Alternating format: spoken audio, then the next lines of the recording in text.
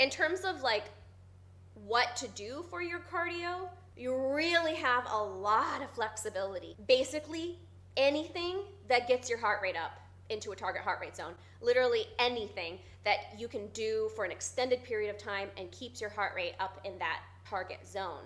Typically, this looks like exercises that use your big muscles, like your muscles in your legs. You could go for a walk, like a brisk walk, and move really fast, or walk on an incline, like up hills or whatever. You could go on a bike ride. Lots of people use Pelotons or stationary bikes; those work. Or a rowing machine.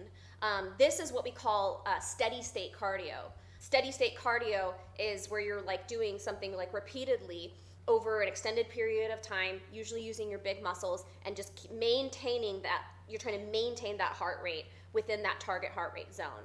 With high intensity training, you're usually alternating between intervals of high intensity movement or vigorous activity where your heart rate goes way, way, way up, and then there's like some kind of a rest or active rest that brings your heart rate back down. And you should be like doing that. That's what a high intensity should look like. Whether you're doing intervals where it's like, I'm going to do jumping jacks for 20 seconds and then rest for 10 seconds, and then 20 seconds of jumping jacks and then rest for 10 seconds for 8 rounds, right? That's what we would call a Tabata, and that's high intensity interval training.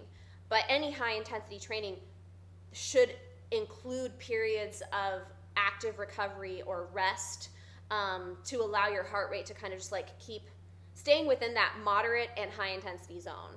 Basically, any exercise you can do intervals with.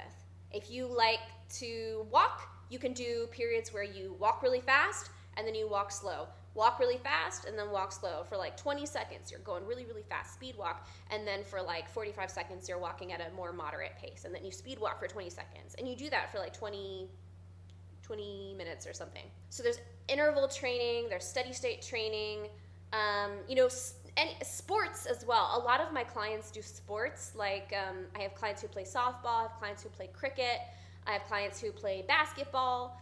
That counts. That 100% counts as cardio, as long as it's moving and it gets your heart rate up. Lots of people do different activities like dance fitness. Zumba is awesome. This is where group fitness classes actually can be a lot of help. Can be really fun because they're very engaging. They keep you moving all the time. You got that group feel. You're working together as a group. That's where group fitness I think is really, really good, is in getting that cardio in. What are the other like major types of cardio? Am I overlooking anything?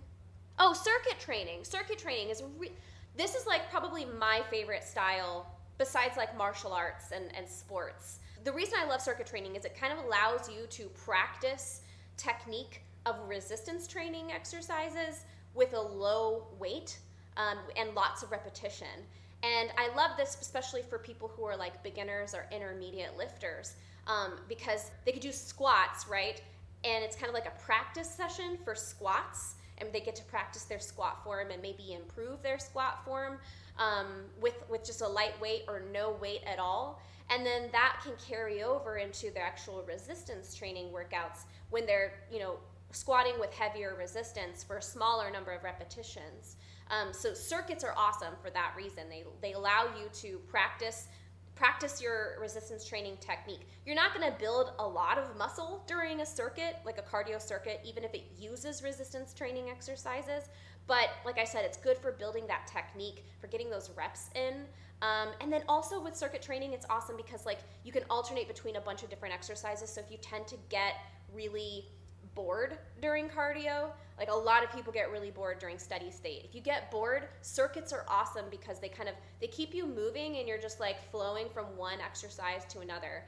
Yeah, greasing the groove, exactly. So like you could do like 20 seconds of squats followed by 20 seconds of push-ups followed by 20 seconds of jumping jacks, and you like keep, that's a circuit, and you just keep repeating for a number of rounds. You can measure the rounds by time or by repetitions. So you could do like 15 squats with light weight, followed by 15 push-ups, followed by 25 jumping jacks, and you keep repeating that. And then you don't have to do the same exercises for the entire workout. You can have a workout that's composed of like a bunch of different circuits.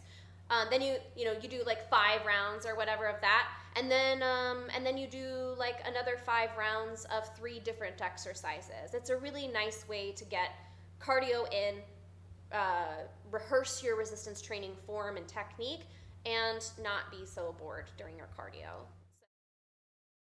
Make sure to like this video and subscribe for more trainer tips and exercise tutorials.